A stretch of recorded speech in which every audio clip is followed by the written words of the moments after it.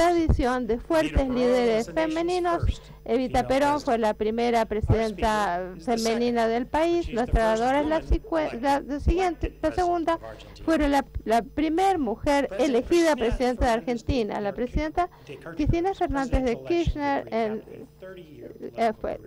tiene una carrera política de 30 años. Se nació en el suburbio noreste de La Plata, en la capital cosmopolita de la provincia de Buenos Aires. En el 1964 ella conoció a su futuro esposo, Néstor Kirchner, y en un rally político donde asistió a la Facultad de Derecho, a la Universidad de La Plata, y fue muy activa en el movimiento peronista estudiantil. Se casó en el 75 y tuvieron 2 hijos. Después del golpe militar del 76, se mudaron a la provincia natal de Néstor de Santa Cruz, la mayor provincia en la hermosa y agreste Patagonia, en el sur del continente. En 1980, Cristina y Néstor Kirchner empezaron a participar activamente en la política electoral de Santa Cruz. Néstor Cruz fue elegido en 1917 como alcalde de Río Gallegos, la capital de Santa Cruz. Posteriormente fue elegido gobernador en 1921 y sirvió tres términos como presidente elegido en 203. En 1989, Cristina Fernández de Kirchner fue elegida diputada provincial y fue reelegida en 1993. Después sirvió unos 12 años en diferentes capacidades como funcionaria elegida en ambas cámaras del Congreso Nacional Argentino, representando la provincia de Santa Cruz y posteriormente la provincia de Buenos Aires. En su servicio, como ella también fue muy activa como primera dama durante la administración de su esposo, de 1903-2007, y trabajó como embajadora de buena voluntad por todo el país. En julio de 2007, el presidente Kirchner dijo que no iba a ser reelegido. Después la senadora Cristina Fernández de Kirchner se presentó a candidatura y lo sucedió como presidente en 2007 y ganó más del 45% del voto. Tristemente, en 2010, su esposo y compañero político falleció repentinamente. Eso fue una gran pérdida personal que Cristina Fernández de Kirchner decidió presentar candidatura para un segundo término en 2011. Esta vez fue reelegida con un porcentaje mayor, el 55% del voto. El presidente Kirchner ha sido muy polémica durante toda su presidencia. Ella mantuvo muchas políticas económicas de su esposo. Si bien la mayoría del tiempo Argentina ha tenido un robusto crecimiento económico, a menudo en la gama del 8 o 9% anual, a pesar de la turbulencia política y financiera, que el bajón económico es mucho menor en Argentina y ha tenido un rápido crecimiento en 2011 y 2012. Lamentablemente, en meses recientes la economía se ha parado un poco y la inflación ha llegado a dobles dígitos. Además, la presidenta ha creado un nuevo Ministerio de Ciencia y Tecnología para fomentar la innovación.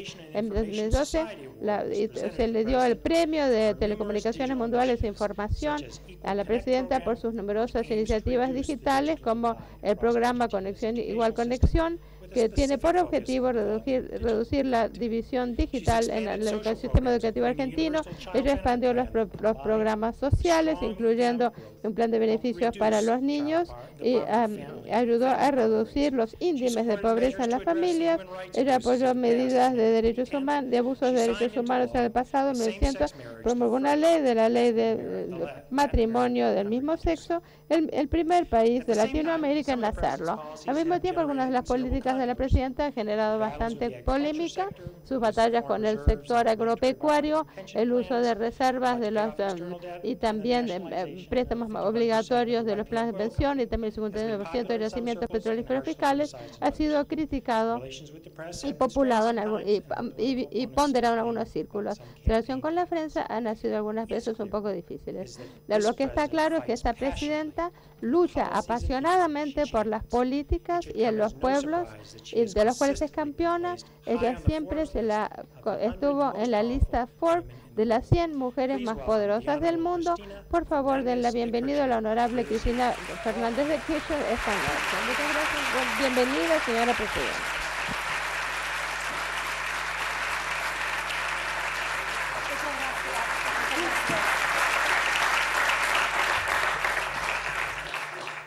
Bueno, muy buenas noches a todos y a todas. En principio, mil disculpas porque sé que debía haber estado aquí a las 19:30. Cuando fui recibida por el decano me dijo, comprendemos los horarios latinos, pero le dije que no era un horario latino, era un horario neoyorquino, porque fue el tránsito de New York y luego el tráfico aéreo del aeropuerto Kennedy el que me impidieron realmente estar aquí en horario. La verdad que después de la presentación que hizo de mi persona ya casi no debería hablar de muchas cosas porque las explicito muy bien. Una corrección, Eva Perón desgraciadamente nunca llegó a ser presidenta de los argentinos, ni siquiera vicepresidenta, y realmente lo hubiera merecido, y mucho más que yo, por cierto. Y en segundo lugar, algo que me encantó, pero que no es cierto, me dijo que había nacido en el 64, sería mucho más joven, nací en realidad en 1953, tengo 59 años y el próximo 19 de febrero voy a cumplir 60 años. Me hubiera encantado que hubiera tenido razón de haber nacido, bueno, estamos muy bien entonces. Realmente muchas gracias en cuanto a las definiciones o a las afirmaciones acerca de lo que ha sido el gobierno o el proceso político iniciado a partir del 25 de mayo del año 2003, en el cual Néstor Kirchner llegó con el 22% de los votos a la República Argentina como presidente en un momento muy grave, de grave crisis institucional, luego del default más importante del que se tenga memoria hasta ahora, ¿no? Porque lo que parecía una cosa impresionante de la Argentina, un default de 160.000 millones de dólares, teniendo en cuenta algunas cuestiones que hoy están sucediendo en los países de la eurozona, tal vez desgraciadamente no seamos dentro de muy poco el default más importante de la historia. Lo cierto es que pudimos remontar toda esa etapa tan terrible de los argentinos que significó la implosión del sistema institucional, que un presidente debiera renunciar antes de tiempo, con represión en la Plaza de Mayo y en otras ciudades del interior del país, con más de 30 muertos, que se sumaron a las innumerables tragedias que vivió la República Argentina. Usted mencionó muy al pasar el tema de derechos humanos, ha sido una de las políticas fundamentales de nuestro gobierno, luego de una dictadura como la que vivió el país a partir del 24 de marzo de 1976. Políticas que, por cierto, han generado, y obviamente al afectar a sectores que creían que podían haber estado libres y por lo tanto impunes de los crímenes cometidos durante la dictadura, con miles de desaparecidos, niños incluidos, obviamente más que polémicas genera resistencias. El también redistribuir el ingreso, pese a que el crecimiento ha sido exponencial para todos los sectores, porque en realidad usted mencionaba un crecimiento económico muy importante, que es el más importante de los 200 años de historia argentina, que ahora, obviamente, producto de la crisis mundial, ha descendido.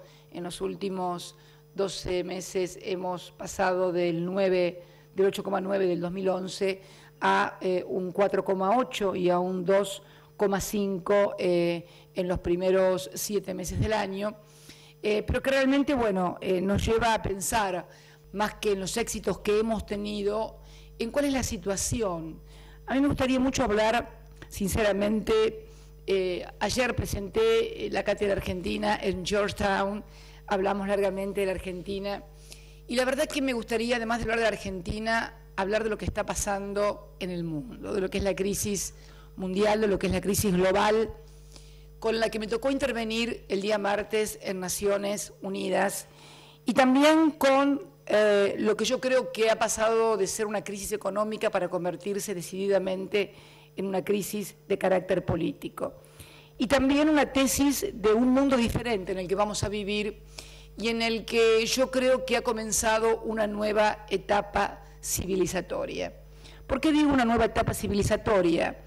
Los conflictos que se produjeron durante los siglos XIX y XX fueron esencialmente entre países o lo que podríamos denominar el mundo de cultura greco-romana, de raíces occidentales. Conflictos durante el siglo XIX que provocaron independencias de colonias, el caso de este país tal vez un poco antes, pero prácticamente sobre el siglo XIX, la mayor parte de los países de Latinoamérica también. Luego, durante la década o durante el siglo XX, la independencia de los países africanos, pero en realidad se dio todo bajo una cultura o una concepción, una cosmovisión que venía de la cultura greco-romana. A partir de los hechos que marcaron también un hito y que yo defino como un corte de época, como fue el atentado sobre las Torres Gemelas, somos junto con Estados Unidos los únicos dos países que sufrimos atentados terroristas en nuestros propios territorios. Creo que se marca también una nueva etapa en la cual ya no resolveremos los conflictos únicamente desde una misma visión o desde una misma cosmovisión, sino que vamos a tener que enfrentar una gran apertura por parte de nuestras mentes, de nuestras culturas, para poder afrontar con éxito los desafíos y la resolución de conflictos tal vez más graves de los que vivimos durante el siglo XIX y durante el siglo XX. Quiero referirme en primer término a la crisis. ¿Por qué digo que ha devenido en crisis política? Si uno recuerda el 2008, y yo lo recuerdo muy bien porque estábamos también aquí en Nueva York con la caída de Lehman Brothers, la primera percepción que todos tuvimos acerca de la crisis fue que esta había sobrevenido porque los pobres no habían podido pagar sus hipotecas, se habían hecho hipotecas sobre hipotecas, la subprime parecía ser la razón de la explosión, Fannie Mae, etcétera, etcétera. Al poco tiempo advertimos que el problema no era que los pobres habían dejado de pagar las hipotecas, sino que los bancos de inversión que administraban los recursos de los sectores más ricos de la sociedad habían construido una serie de derivados económicos que finalmente fueron desplomando varias instituciones bancarias, sin olvidar, por supuesto, algunos casos excepcionales como Madoff, típico ejemplo de lo que constituyó y de lo que constituye todavía el eje de la crisis, y que creo que es precisamente el de haber pasado de una economía de producción, donde el dinero se reproducía a través de la producción de bienes o servicios, a creer que el dinero podía reproducirse únicamente a través del dinero mismo, contraviniendo las más elementales normas del capitalismo, además, basados esencialmente en la articulación entre capital y trabajo y la generación de riqueza. Cuando comenzamos a remontar la crisis del 2008, en el 2009 Argentina creció apenas a un 0,9%, casi nada prácticamente, tuvimos un repunte de la economía mundial. Argentina volvió a crecer muy bien en el 2010 a 9,2% y el año pasado un 8,9%, hasta que finalmente apareció el otro segundo problema, el de la eurozona, que es la aparición, nada más ni nada menos, no ya de las familias endeudadas, no ya de las economías nacionales paralizadas, sino del endeudamiento de los países, relación PBI-deuda, algo que nosotros conocemos muy bien. Cuando Argentina cae en default, la relación entre Producto Bruto y deuda era del 160% de deuda sobre su PBI. Esto ha ocasionado en la eurozona, en España, en Portugal, en Grecia, en fin, y no sabemos en qué países más, una verdadera crisis de deuda soberana, sumado también al hecho no solamente de la imposibilidad de los estados nacionales de seguir inyectando dinero a sus economías, sino que también el fuerte endeudamiento de las familias constituye también un fuerte freno a la economía. Deviene entonces lo que yo denomino ya no crisis económica, ustedes saben que Argentina es también miembro del G20, sino deviene en una crisis política, porque en definitiva, luego de ya más de 4 años sin encontrar la luz del túnel, cuando una situación económica no encuentra una respuesta, deja de ser un problema económico para convertirse en un problema político, por una razón muy sencilla. Los problemas económicos siempre fueron resueltos y encarados desde teorías, desde ideas y desde fundamentalmente concepciones políticas que orientaron y encauzaron conflictividades, porque en definitiva la economía es conflicto también de intereses, y le dieron un sesgo que podrá denominarse positivo o negativo para algunos, pero le dieron un cauce a la situación. Hoy estamos viendo una verdadera contradicción entre países desarrollados y países emergentes. Contradicción bastante injusta, por cierto, y aquí quiero hacerme cargo como país emergente un poco de la representación de los países emergentes, porque hemos sido precisamente los países emergentes los que hemos sostenido la actividad económica mundial, el crecimiento de la economía mundial durante la última década. Las economías de los países desarrollados crecieron muy poco y fueron precisamente los países emergentes los que sostuvimos el crecimiento. A partir de esta crisis, nosotros, los países emergentes, y creo en esto interpretar a varios de mis colegas, sentimos que ante la imposibilidad de articular nuevas ideas, de articular nuevas salidas, los países desarrollados tienden a trasladar sus crisis a los países emergentes, sin advertir que precisamente somos los países emergentes los que podemos volver a reimpulsar la economía por una razón muy sencilla, porque tenemos un muy bajo nivel de endeudamiento en relación con nuestro PBI, porque todavía tenemos millones de compatriotas que incluir y por lo tanto que pueden consumir y activar la rueda del consumo, porque además el nivel de endeudamiento de las familias de los países emergentes es notoriamente más reducido que el de los países desarrollados. Por lo tanto, concebir como medidas proteccionistas las medidas de defensa que se hacen desde los países emergentes constituye, a nuestro criterio, un grave error. Creemos entonces que lo importante sería replantearse que los instrumentos con los cuales hoy contamos, que son fundamentalmente los instrumentos o los organismos multilaterales, que normalmente son en los cuales los países delegamos representaciones, sea Naciones Unidas para la conflictividad política, sea el Fondo Monetario Internacional para la Administración de las Finanzas del Mundo, sea Organización Mundial del Comercio para todo lo que hace a conflictividad comercial, evidentemente no están dando resultados. No desde ahora, sino desde hace mucho tiempo. Ayer alguien recordaba en Georgetown el tema de la década perdida, y recordaba los bonos Brady en la década 80. Y yo me permití una pequeña corrección. En realidad fue década perdida para América Latina, pero para los que tuvieron los bonos Brady no fue ninguna pérdida, al contrario, fue un excelente negocio que terminó hundiendo a las economías latinoamericanas con un peso de deuda externa que sobrevino durante toda la década de los 90. En el caso de la Argentina se incrementó producto de la aplicación de la teoría de la convertibilidad en términos exponenciales. Para los que no, yo creo que todos lo conocen, pero la teoría de la convertibilidad, impulsada por el doctor Domingo Cavallo, tengo entendido que ha dado clases aquí en Harvard, consistía básicamente en concebir que un peso era igual a $1.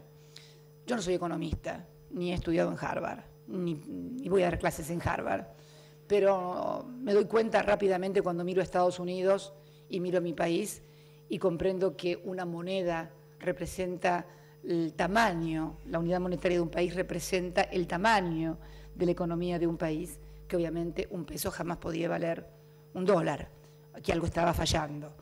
Pero para sostener esta ficción durante 10 años se produjo la descapitalización de la Argentina a través de la política de privatizaciones, impulsada fundamentalmente por lo que se denominó el Consenso de Washington, que no fue solamente en la Argentina, sino en toda la región, pero en la Argentina realmente se tuvo al mejor alumno, a punto tal que el Fondo Monetario Internacional lo invitaba a sus asambleas para que explicara el milagro argentino. El milagro argentino no era tal, el milagro argentino era deshacerse de los activos, un fuerte endeudamiento para sostener la deuda en un mundo que pagaba una tasa del 2% aproximadamente por dólares. La Argentina llegó a pagar un 15, un 16%, y así, bueno, sobrevino el endeudamiento que finalmente implosiona durante el gobierno de la Alianza en el 2001.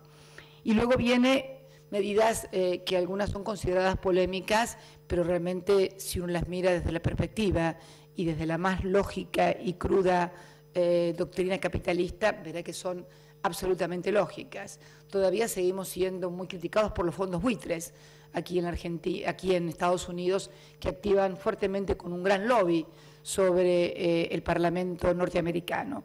Argentina reestructuró su deuda en un 94%. En la primera etapa lo hizo durante la gestión del presidente Kirchner, año 2005, y en la segunda etapa lo hizo durante mi gobierno. ¿Cuál fue la base de la teoría? Bueno, cuando uno en un régimen capitalista va a un banco y coloca sus fondos y en ese banco le dan un 20% de intereses y en el resto de los bancos pagan el 2%, uno debe saber que es muy probable que ese banco pueda en algún momento no devolverle los fondos, porque si todo el mundo paga el 2% y en algún lugar te pagan el 20%, está claro que hay una teoría del riesgo que uno asume frente a una rentabilidad que es excesiva y que no se condice con la rentabilidad que dan otras instituciones. Algo muy parecido, casi exacto, pasó con la República Argentina. ¿Cuál fue entonces la postura de la Argentina? Que el riesgo debía ser asumido por las dos partes. Por la parte de las autoridades argentinas, que deberían hacerse cargo, obviamente, de la deuda. Algunos decían que no había que pagar absolutamente nada, nosotros decíamos que esto era absurdo. Y también por parte de quienes fueron tomadores de esa, o colocadores de esos dineros, y que yo creo que además en su gran mayoría, luego a través de la maniobra del megacanje y de blindaje, pudieron sacarlos de la Argentina 3 meses apenas antes de que se desplomara la Argentina. Realmente, inclusive cuando fue la segunda reestructuración, que nuestro ministro de Economía debió recorrer muchos pueblitos de Italia, porque en realidad en la primera reestructuración prácticamente no ingresaron ni Japón ni Italia. Esto significaba que, por ejemplo, era imposible viajar a Italia. En la segunda reestructuración encaramos, creo que con mucha eficiencia por parte del Ministerio de Economía, la renegociación y se tuvo que recorrer ciudad por ciudad en Italia. ¿Por qué? Porque los bancos italianos habían colocado los bonos de la deuda que sabían que iban a ser defaulteados en los jubilados, con lo cual había una gran dispersión, una gran fragmentación de la deuda, a punto tal que estuvieron durante varios meses recorriendo Italia. Finalmente pudo reestructurarse, quedó muy poquita gente afuera, y finalmente después de muchos años pudo regresar en visita oficial a la República de Italia un presidente argentino, en este caso una presidenta. No es un tema menor Italia para los argentinos, como tampoco lo es España. Ustedes saben que la comunidad, si bien somos muy cosmopolitas, como acaba de decir, digamos que la mayoría somos hijos de españoles y de italianos, más allá de que de todas las comunidades. De hecho, quien les habla es nieta de 3 abuelos españoles. La historia de la reestructuración de la deuda, la historia del crecimiento y el desarrollo de la economía en el crecimiento más grande de los últimos 200 años, la generación de más de 5 millones y medio de puestos de trabajo. Usted definió como polémica también lo que fue la recuperación de la administración de los recursos de los trabajadores en las famosas AFJP, que también habían sido privatizadas durante la década de los 90. Prácticamente, desde que nosotros hemos retomado la administración de los recursos de los trabajadores, el Fondo de Sustentabilidad de Garantía ha crecido exponencialmente. Recibimos aproximadamente 98.000 millones de pesos y hoy estamos arriba de los 200.000 millones de pesos del año 2009 a la fecha en que nos hicimos cargo de esa administración. Durante los años que fueron casi 10, 12 años que estuvieron a cargo de la parte privada, la administración de los recursos de los trabajadores, prácticamente hubo muy poco crecimiento, y lo que sí hubo un gran crecimiento en el cobro de las comisiones que cobraban las administradoras de pensión por administrar los recursos de los trabajadores, con un agravante. Al momento en que decidimos recuperar la administración de las AFJP, el 65% de las jubilaciones en la República Argentina eran pagadas por el Estado Nacional. ¿Se entiende?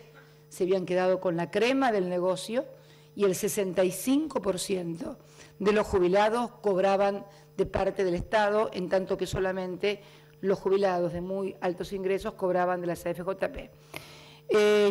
Se dictó además una moratoria que permitió incorporar y duplicar la cantidad de jubilados incorporados al sistema previsional, de modo tal de que hoy la Argentina tiene la mayor cobertura de toda Latinoamérica en materia previsional. El 87% de las personas en la Argentina en condiciones de acceder a un beneficio jubilatorio o previsional tienen ese beneficio jubilatorio y previsional. Y el salario o el ingreso previsional pasó de 150 pesos a 1.000, a ver, alguien que me ayude de mi equipo, secretario legal y técnico, que ahora me fallan los números a esta hora de la noche, pero hemos aumentado más del 1.300%. Hoy la jubilación mínima está en 1.800, 2.000, hemos llegado ya a 1.000, va a llegar a 2.200 ahora, perfecto. Como verán, también generamos, a partir de poder contar con los recursos de los trabajadores, el programa de inclusión social que Bernardo Klisberg, un cientista social que muchos de ustedes conocerán y habrán estudiado por sus libros, uno de los hombres más prominentes de la Organización de Naciones Unidas, ha catalogado como el programa de inclusión social más importante de Latinoamérica. 1.2 del PBI está destinado a la asignación universal por hijo, que se destina a aquellas familias que tienen hasta 5 hijos y que o bien no tienen trabajo o bien no llegan al salario mínimo vital y móvil al no estar registradas. Salario mínimo vital y móvil de nuestros trabajadores, que también es el salario más alto de América Latina, no solamente en términos nominales, sino en términos de paridad de poder adquisitivo comparado con el dólar. La disminución de la pobreza, la disminución de la indigencia, la igualación de derechos. Usted mencionó la amplitud de derechos que ha significado el matrimonio igualitario, un orgullo realmente, siendo el primer país en toda Latinoamérica que tiene esta verdadera ampliación de derechos, de la cual realmente me congratulo. Quiero decirle algo, fue la única ley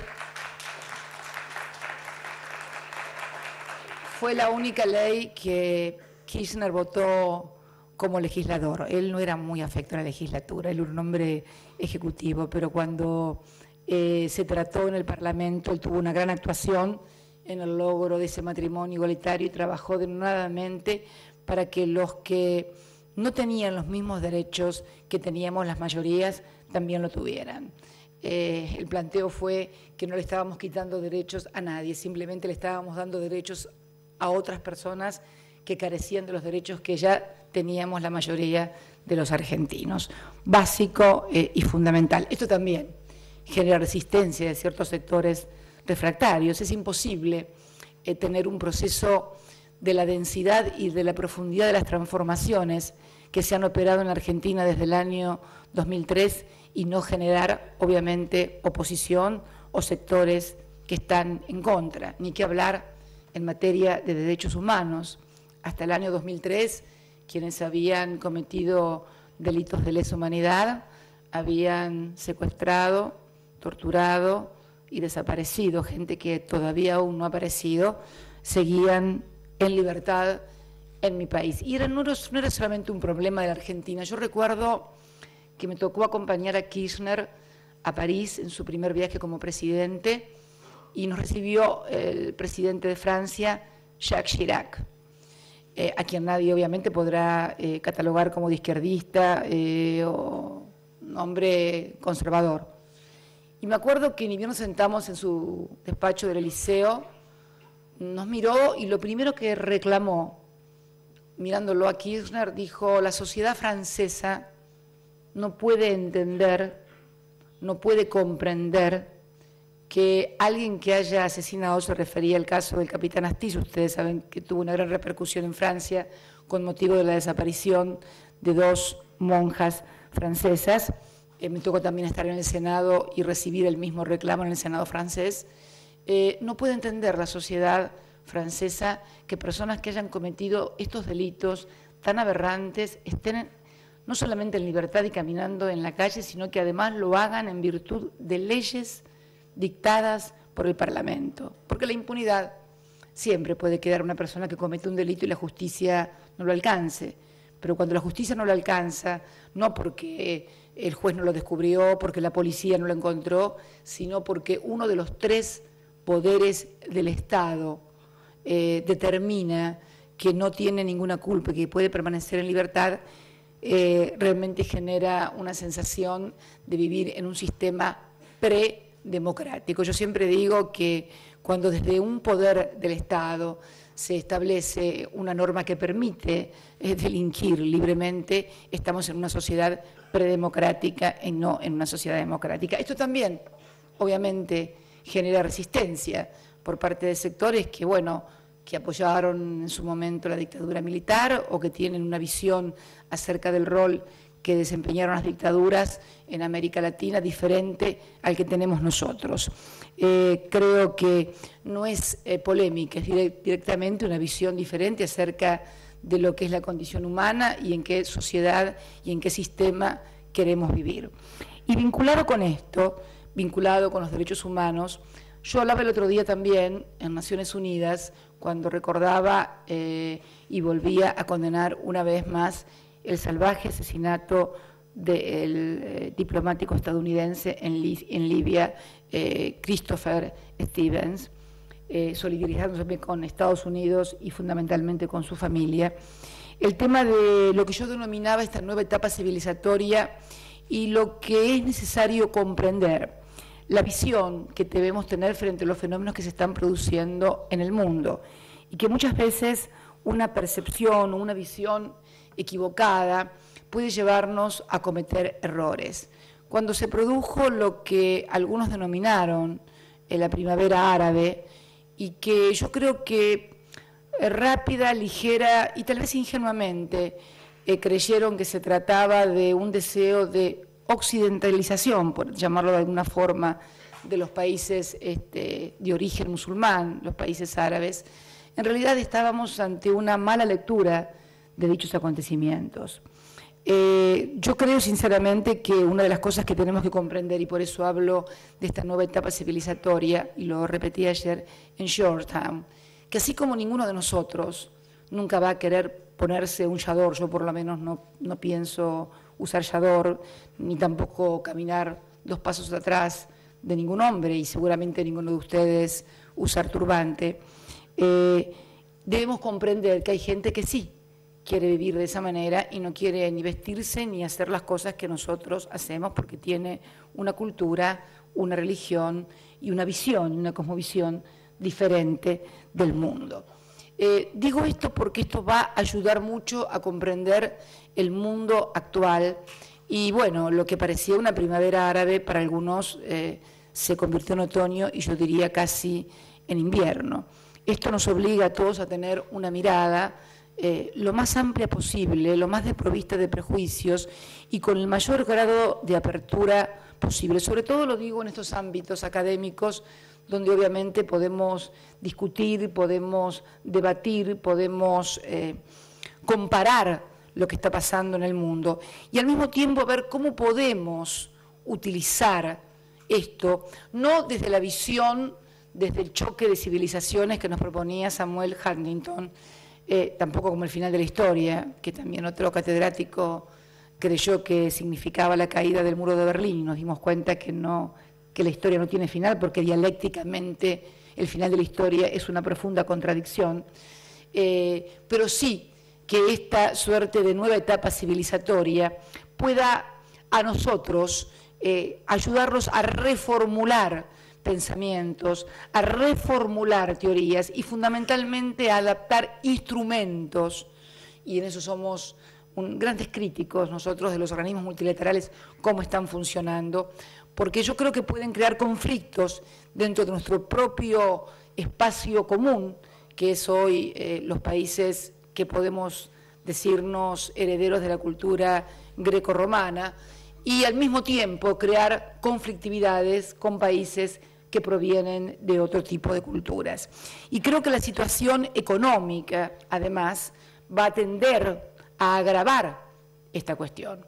Cuando yo veo, por ejemplo, que suceden cosas en Estados Unidos, que se ejecutan las hipotecas y la gente queda en la calle, los bancos quedan con las casas vacías, la gente queda sin casa o sin trabajo. Cuando veo que por allí se hace más hincapié en solucionar los problemas de los bancos antes que solucionar los problemas concretos de la sociedad, a través de programas que vuelvan a inyectar dinero en la economía real, en la economía concreta, para volver a activar la economía mundial, veo que estamos realmente equivocando el camino. Nosotros partimos de nuestra humilde experiencia. Cuando decidimos la asignación universal por hijo, no solamente nos movió una sensación de justicia y de equidad, sino también, además, de racionalidad económica. ¿Por qué?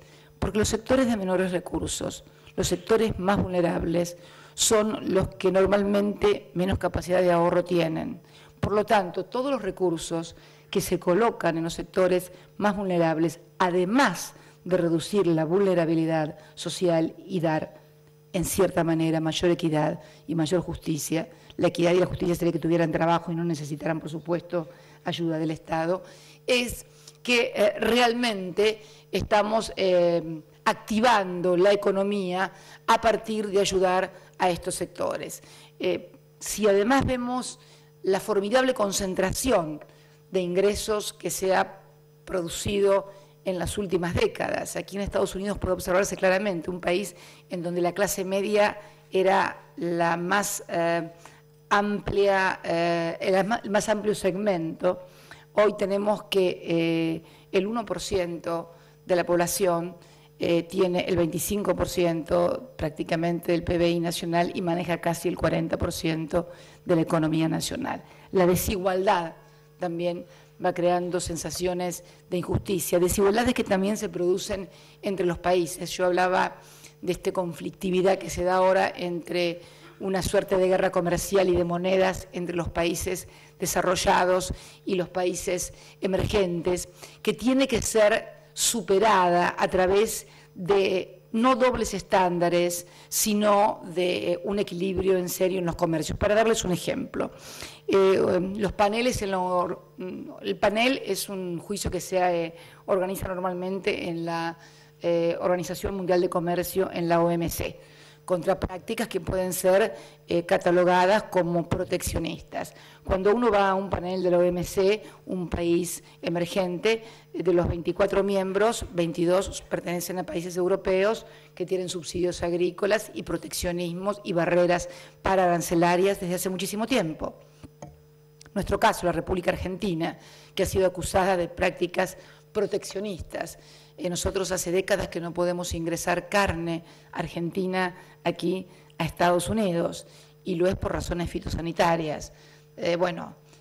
Yo creo que no hace falta, usted mismo hablaba de la calidad de nuestros productos, así que me releva de la necesidad de explicar que en realidad estamos ante barreras proteccionistas, ante barreras pararancelarias que se dan en los países desarrollados también en relación a los países emergentes. Finalmente, decirles que este crecimiento que ha tenido toda la región de la América del Sur, donde se han incorporado millones, yo quiero hablar no solamente de la Argentina, quiero también hablar de otros países, quiero hablar de Brasil, nuestro principal socio, al que también necesitamos que le vaya muy bien. Parte de que le vaya bien a la Argentina depende de que le vaya bien a Brasil. Brasil tiene un importante superávit con Argentina, como Estados Unidos tiene un importante superávit con Argentina y con Brasil. El embajador Argüello es un fatigador incansable cuando trata precisamente de desmontar estos prejuicios y estas barreras que pueden existir en algunos segmentos institucionales de Estados Unidos. Estados Unidos tiene con nosotros un superávit, siendo deficitario su comercio exterior, tiene un superávit cercano a los 4.000 millones de dólares con la República Argentina y 8.000 millones de dólares aproximadamente con el Brasil.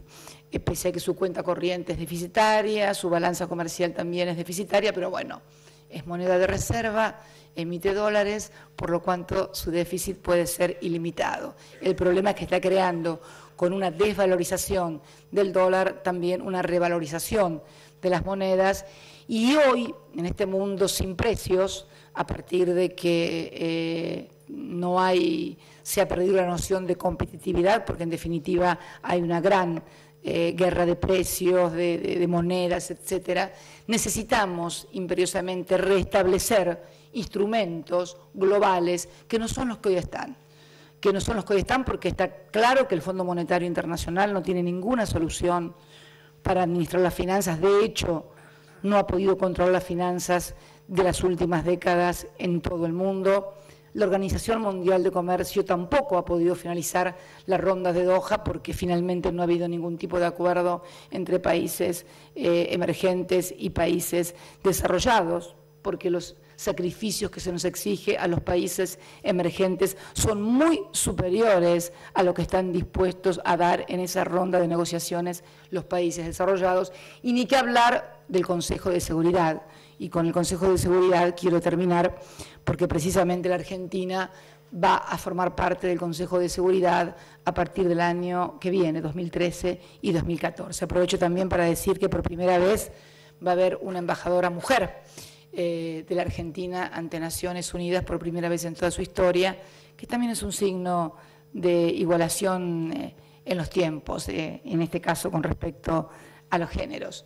Pero Consejo de Seguridad que ha permitido que quienes se sientan en el Consejo de Seguridad en carácter de miembros permanentes puedan no cumplir con las resoluciones de Naciones Unidas o violarlas sistemáticamente, como es en el caso de Inglaterra, en relación a nuestra cuestión, a nuestro conflicto sobre la soberanía de las Islas Malvinas, y sin embargo todo el resto de los países que no integran con carácter permanente el Consejo de Seguridad, bueno,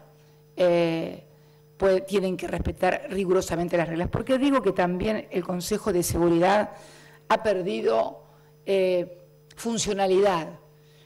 ¿Qué debería ser el Consejo de Seguridad? El instrumento donde se solucionaran los conflictos en el mundo y no hubiera la conflictividad que, por ejemplo, hoy tenemos en Siria, en Medio Oriente, donde no se puede dar solución a las cuestiones. ¿Por qué? El Consejo de Seguridad nace luego de la Carta de San Francisco y luego de la Segunda Guerra Mundial. Cuando surge la Guerra Fría, el mundo se divide en un mundo bipolar y estaba el temor del holocausto nuclear. Entonces, todos los que podían provocar el holocausto nuclear estaban sentados en ese Consejo de Seguridad, que eran en definitiva los vencedores de la Segunda Guerra Mundial, y de esta manera neutralizar a partir del temor del uno con el otro cualquier amenaza sobre el mundo.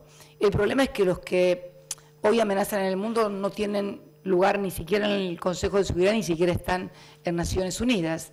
El terrorismo global no tiene representación en Naciones Unidas y mucho menos en el Consejo de Seguridad. Es más, quienes eran antiguos enemigos en el Consejo de Seguridad hoy se llevan muy bien, con lo cual el Consejo de Seguridad, concebido luego de la Carta de San Francisco como un instrumento de equilibrio para la seguridad y la paz mundial, ha perdido su funcionalidad por una razón muy sencilla, porque estamos ante un nuevo escenario y porque aquella fotografía de la Segunda Guerra Mundial y de un mundo dividido en dos ha terminado, ha concluido y hay un mundo diferente. Y seguimos y queremos y pretendemos dar soluciones a un mundo diferente, con problemas diferentes, con realidades diferentes, con actores diferentes, con actores nuevos, de resolver los problemas con los mismos instrumentos. Esto evidentemente no funciona y es necesario replantearlo. No pretendemos desde aquí tener la solución porque, bueno, como digo siempre, estaría hablando en otro lugar, seguramente si tuviera la solución para todos estos problemas, pero sí plantearlos como desafíos al intelecto, como desafíos para el debate y para lograr construir realmente una sociedad más justa, más equitativa, más igualitaria entre los países y fundamentalmente también hacia el interior de los países. Yo le agradezco la invitación a la universidad, le agradezco sus palabras. Lo que usted o lo que yo he contado de la Argentina no significa que la Argentina sea un paraíso o Disney World, primero porque no existe. Disney World, existe, pero en Orlando, es muy lindo, los que hemos estado nos encanta, pero dura un rato, según la cantidad de plata que tengas, puede estar 2, 3 días, 4 días, 5 días, pero indefectiblemente de Disney World te vas, siempre. Puedes irte a una casa más linda, a una casa más fea, puedes tener más o menos plata, pero en algún momento salís al mundo, en algún momento tomás contacto con la realidad.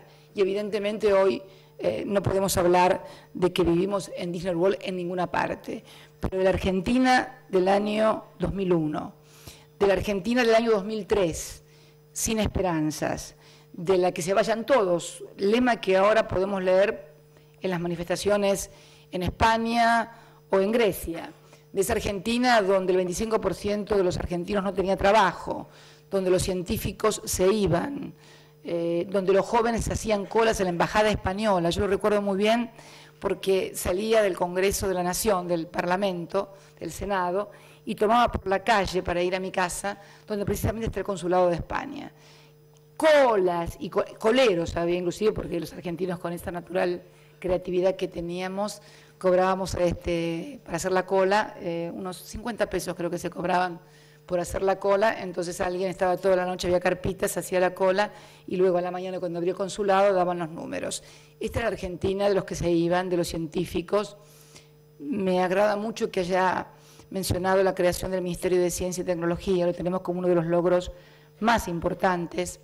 Estamos destinando a la educación 6.47 del PBI nunca y 1% del PBI a las universidades en este último presupuesto que hemos presentado en el año 2013.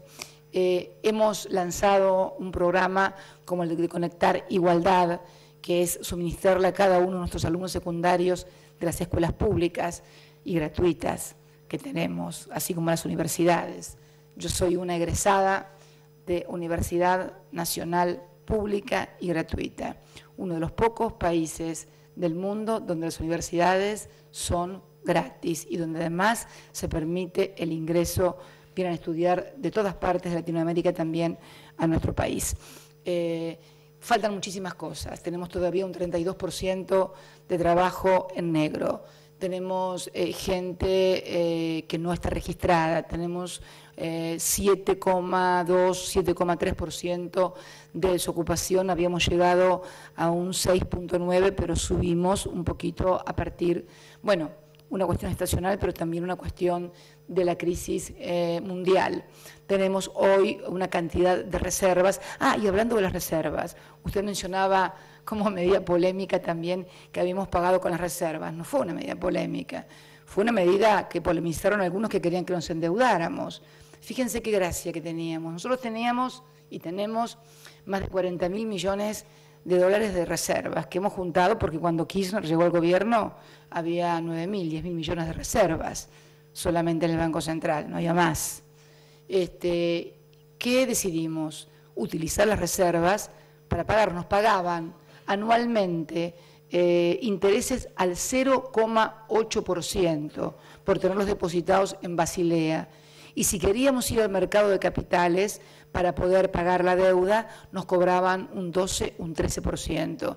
Eso no es tomar la medida de pagar con reservas, es más que una medida polémica, es una medida de sensatez y racionalidad económica. No se entiende que tenga 40.000 millones de dólares al 8% y salga a buscar 2.000 millones de dólares al 14%.